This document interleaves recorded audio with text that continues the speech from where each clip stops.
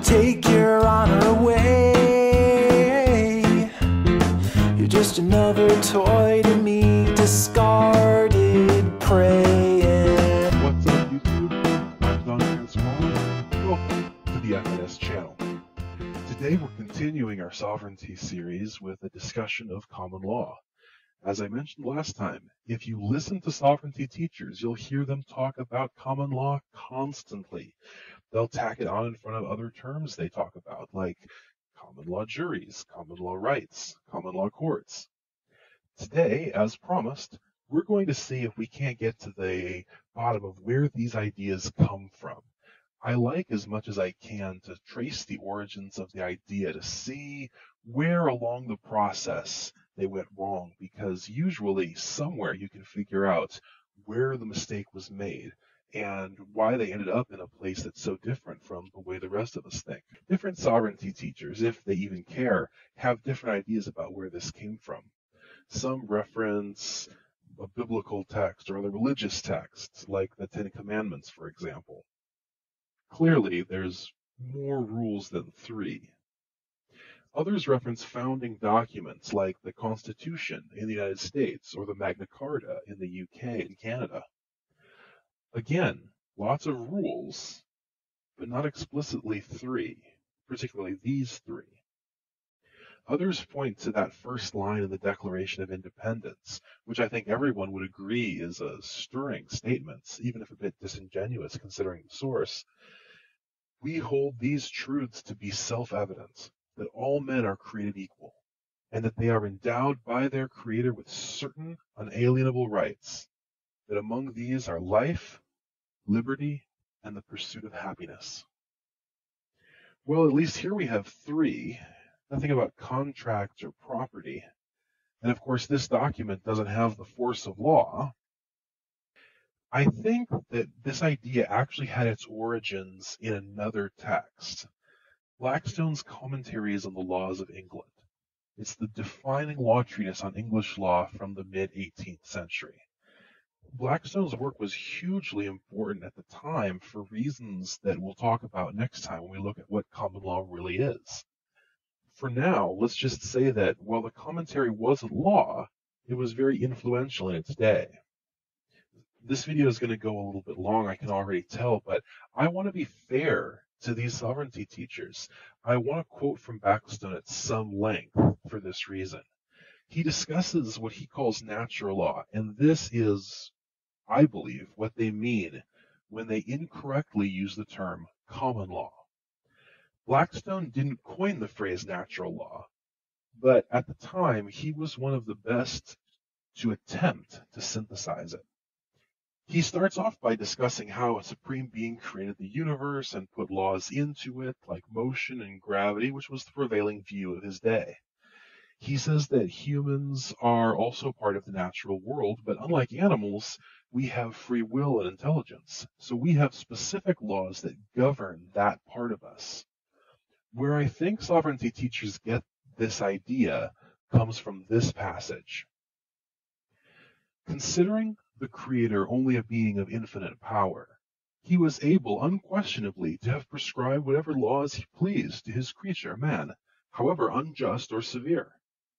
But as he is also a being of infinite wisdom, he has laid down only such laws as were founded in those relations of justice that exist in the nature of things antecedent to any positive precept.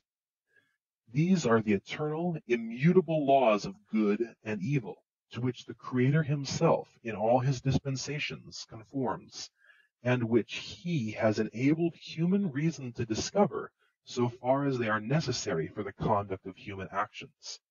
Such, among others, are these principles: that we should live honestly, should hurt nobody, and should render to everyone his due. He goes on to say something which makes the pursuit of happiness language in the Declaration of Independence make a lot more sense. As, therefore, the Creator is a being not only of infinite power and wisdom, but also of infinite goodness, he has been pleased to contrive the constitution and frame of humanity, that we should want no other prompter than to inquire after and pursue the rule of right, but only our own self-love, that universal principle of action. For he has so intimately connected, so inseparably interwoven the laws of eternal justice with the happiness of each individual, that the latter cannot be attained but by observing the former. And, if the former be punctually obeyed, it cannot but induce the latter. In consequence of which mutual connection of justice and human facility, he has not perplexed the law of nature with a multitude of abstracted rules and precepts, referring merely to the fitness or unfitness of things, as some have vainly surmised, but has graciously reduced the rule of obedience to this one paternal precept, that man should pursue his own true and substantial happiness. This is the foundation of what we call ethics, or natural law, for the several articles into which it is branched in our systems amount to no more than demonstrating that this or that action tends to man's real happiness, and therefore very justly concluding that the performance of it is part of the law of nature, or, on the other hand, that this or that action is destructive to man's real happiness, and, therefore, that the law of nature forbids it. The law of nature, being coeval with mankind and dictated by God himself, is of course superior in obligation to any other. It is binding all over the globe, in all countries, and at all times. No human laws are of any validity if contrary to this, and such of them as are valid derive all their force and all their authority, mediately or immediately, from this original.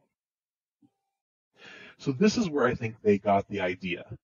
Although they've modified it a bit, sovereignty isn't big on paying what you owe. But I'll give them that Blackstone is a solid foundation for those three rules being the fundamental natural law. As very often happens in the sovereignty community, people will read one part but ignore the whole. In the next video, I'll show you how they've done that here and how Blackstone absolutely does not support their beliefs about the legitimacy of positive law. But for now, I'd like to point out that Blackstone here isn't even talking about common law. He's talking about natural law. He goes on to define common law later. We're going to talk about what common law is in the video after next. But now, just understand that when you hear someone teaching online that this country was based on the common law, and there's only 3 common law rules, it is absolute nonsense. And to the extent it is based on anything at all, it is based on a misunderstanding of Blackstone's 18th century text. There is so much more to talk about, and more videos will be coming up. If you want to stay up to date with what we're doing here, then like this video, join the discussion below, and subscribe to the FNS channel. Until next time, I'm John Francois. Bye now.